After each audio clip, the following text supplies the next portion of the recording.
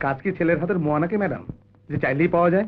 আপনি কি কখনো এমন একজন অভিনেতাকে দেখেছেন যিনি পর্দায় এলেই দর্শকদের মনে ভয় তৈরি হতো, কিন্তু বাস্তব জীবনে ছিলেন অত্যন্ত সহজ সরল হাসিমুখী আর সবার প্রিয় একজন মানুষ?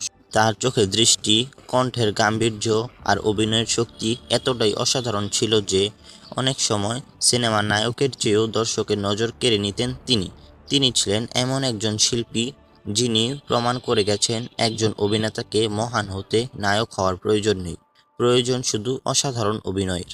আজকের ভিডিওতে আমরা জানব বাংলাদেশের কিংবদন্তি হুমায়ুন ফরিদী, ফরিদীর জীবন, অভিনয় কেরিয়ার, ব্যক্তিগত জীবনের কিছু অজানা কথা এবং শেষে জানব এক চমকপ্রদ তথ্য। তাই ভিডিওটি শেষ পর্যন্ত দেখুন। হুমায়ুন ফরিদীর জন্ম 1952 সালের 29 মে ঢাকার নারিন্দায়। ছোটবেলা থেকেই তিনি ছিলেন সংস্কৃত মনা এবং অভিনয়ের প্রতি তার ছিল প্রবল আগ্রহ। পড়াশোনা করেন জাহাঙ্গীরনগর বিশ্ববিদ্যালয়ে অর্থনীতি বিভাগে। বিশ্ববিদ্যালয়ে থাকাকালীন তিনি নাট্যচর্চার সঙ্গে জড়িয়ে পড়েন, আর সেখান থেকেই শুরু হয় তার অভিনয় জীবনের যাত্রা।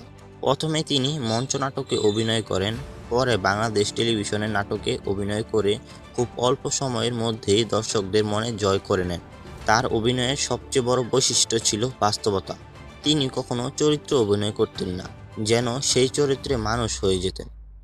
এরপর চলচ্চিত্রে অভিনয় করেন খলনায়ক, গ্রাম্য মাতব্বর, রাজনৈতিক নেতা, ক্ষমতাবান ব্যবসায়ী কিংবা একজন অসহায় বাবার চরিত্রে। সব ধরনের ভূমিকাতেই তিনি ছিলেন সমান দক্ষ। শ্যামল ছায়া, ব্যাচেলর, জয়যাত্রা সহ অসংখ্য জনপ্রিয় সিনেমায় তার অভিনয় আজও দর্শকদের মুগ্ধ করে। তার সংলাপ বলার ধরন এবং অভিব্যক্তি ছিল এতটাই শক্তিশালী যে একটি দৃশ্যে উপস্থিতি থাকলেই পুরো দৃশ্য যেন তার হয়ে যেত।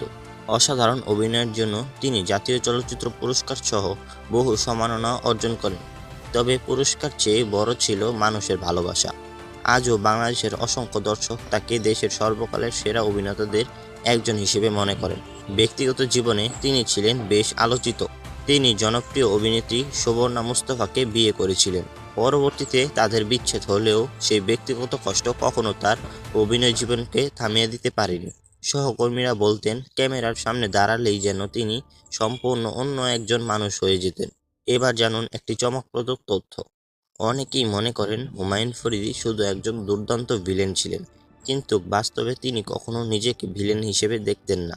তার বিশ্বাস ছিল ভালো বা খারাপ চরিত্র বলে কিছু নেই, প্রতিটি চরিত্রই একজন অভিনেতার কাছে সমান গুরুত্বপূর্ণ। আর হয়তো এই কারণেই তিনি যে কোনো চরিত্রে অভিনয় করে দর্শকদের হৃদয়ে স্থায়ী জায়গা করে নিতে পেরেছিলেন। 2012 সালের 13ই ফেব্রুয়ারি এই মহান শিল্পী পৃথিবী থেকে বিদায় নেন। কিন্তু একজন সত্যিকারের শিল্পী কখনো হারিয়ে যায় না। তিনি বেঁচে থাকেন তার সৃষ্টি, তার সংলাপ এবং কোটি ভক্তের ভালোবাসায়। ভিডিওটি যদি ভালো লেগে থাকে তাহলে একটি লাইক দিয়ে আমাদের অনুপ্রাণিত করুন। আর বাংলা চলচ্চিত্রের কিংবদন্তিদের জীবনের অজানা গল্প জানতে চ্যানেলটি সাবস্ক্রাইব করে পাশে থাকা বেল আইকনটি অন করে রাখুন। আবার দেখা হবে নতুন একটি ভিডিওতে। ততক্ষণ পর্যন্ত ভালো থাকুন, সুস্থ থাকুন। আল্লাহ হাফেজ।